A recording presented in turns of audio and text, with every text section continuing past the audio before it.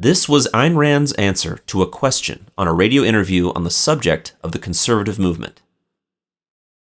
What is the difference between American conservatism and objectivism? I will begin by saying that objectivism most emphatically is not a form of conservatism. I am not a conservative, neither is objectivism a conservative philosophy.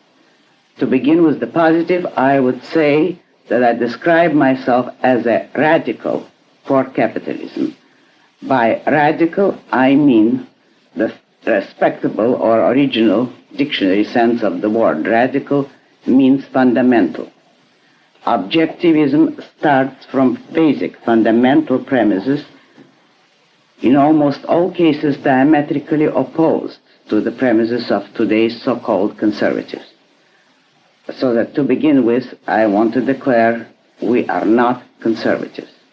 In a general way, you must remember that conservative today is as loose a term as liberal, and that most of those who use it are keeping it vague almost intentionally, or appear to do so intentionally. There is no firm definition of what conservatives stand for, no more than there is a definition for what liberals stand for.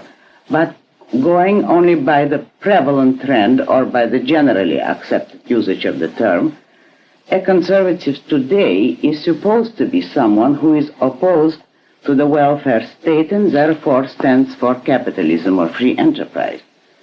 However, most conservatives, in fact, do not stand for free enterprise. They stand for various degrees of mixed economy or various degrees of government interference into the economy. Therefore, they don't really stand for full free enterprise.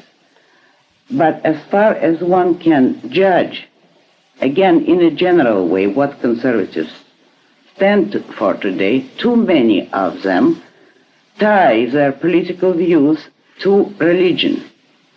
Too many conservatives, or so-called conservatives today, claim that the only defense or validation of capitalism has to rest on religious faith, on mysticism of one kind or another.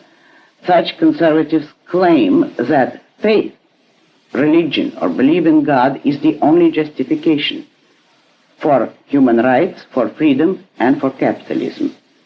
Nothing could be more disastrous to the cause of capitalism, and nothing could be more opposed to the objectivist viewpoint, since objectivism rests on reason and holds only reason as the sole validation of any human ideas, convictions, or actions.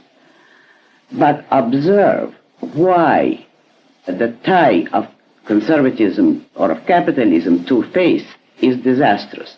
It means necessarily that capitalism or freedom cannot be justified in reason.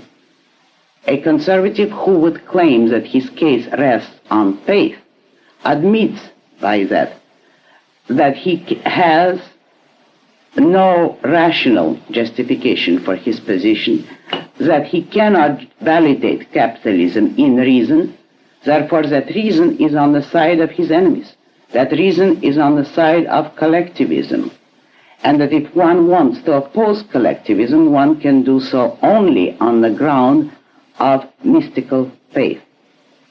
No more disastrous argument could be offered for capitalism.